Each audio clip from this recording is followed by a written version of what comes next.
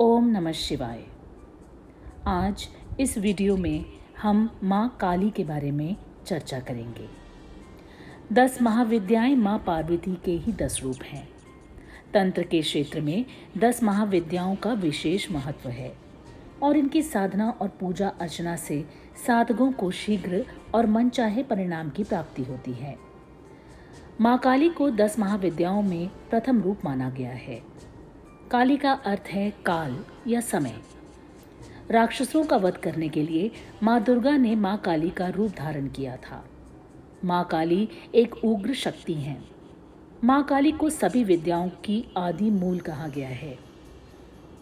माँ काली का रूप भयावह और क्रोधित है। इनके 4 हाथ हैं। एक हाथ में कृपाण, दूसरे हाथ में राक्षस का कटा हुआ सर, तीसरे हाथ में खप्पर जिसमें राक्षस का रक्त बहता है और चौथे हाथ से वरद मुद्रा बनाए शिवजी की छाती पर खड़ी हैं और उनकी जीभ बाहर है।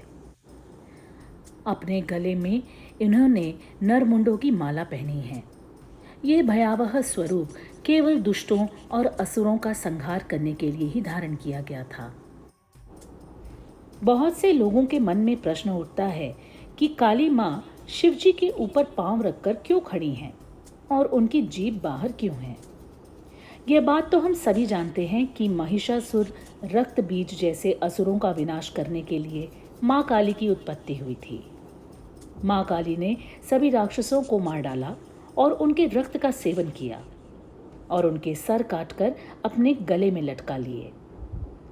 सारे राक्षसों को मारने के बाद भी जब उनका क्रोध शांत नहीं हुआ तो देवी देवता और समस्त संसार उनके क्रोध के भागी बनने लगे। तब उन्हें शांत करने के लिए भगवान शिव उनके पैरों के नीचे लेट गए और उन पर पांव रखते ही माँ काली शांत हो गईं। और क्योंकि उन्होंने अपने ही पति की छाती पर पैर रख दिया था, इस बात के पश्चाताप के कारण विस्मय में उनकी जिह्वा अकस्मात बाहर निकल आई। माँ काली की पूजा करने वाले साधकों को पवित्र मन और एकनिष्ठ होना चाहिए। 10 महाविद्याओं की साधना के वक्त उनके साथ जुड़े शिव की पूजा भी अनिवार्य है। माँ काली के शिव हैं महाकालेश्वर, जिनका स्वरूप श्यामवर्णी है और इन्हें काल के काल महाकाल के नाम से भी जाना जाता है।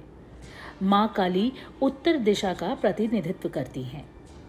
माँ काली की पूजा सगुण साकार या निर्गुण निराकार दोनों ही रूपों में की जा सकती है। सामान्य पूजा तो कोई भी कर सकता है, लेकिन तंत्र पूजा बिना गुरु के संरक्षण और निर्देश के नहीं की जा सकती। शुक्रवार का दिन काली माँ के पूजन के लिए उपयुक्त माना गया है। माँ काली की उपासना में लाल और काली वस्तुओं का विशेष महत्व है। किसी भी साधना का उद्देश्य किसी को कष्ट या नुकसान पहुंचाने के लिए कतई नहीं करना चाहिए, अन्यथा विपरीत और प्रतिकूल परिणाम जातक को भुगतने पड़ सकते हैं। कलियुग में 3 देवता जागृत कहे गए हैं: हनुमान जी, माँ काली और भैरव जी।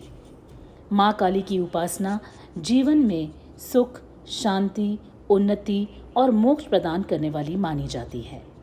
जो साधक माँ काली को पूर्ण निष्ठा से पूजता है, उसके जीवन से कलह, कलेश, तनाव और भय का नाश होता है।